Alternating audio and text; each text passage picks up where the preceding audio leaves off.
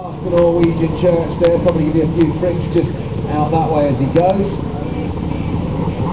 And this ski, Mum, this is a specialist ski. You've had a lot of work to get this on this year. I mean, it's a new one for this year. Certainly is. We had a little few teething problems. It's coming over from Thailand.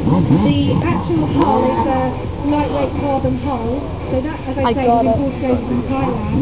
And then we had the engine, which is a 1200, coming over from America. So logistically, we had to get it all together, gather it up, and hey ho, here we are.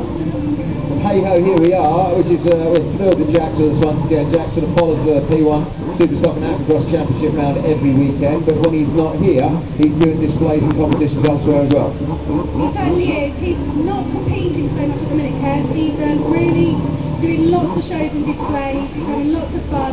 Sort of a little bit of time out of competition, but he really loves working with P1 and the Autocross guys. He's been with them from the beginning, actually. This is his fourth season here, and he entertains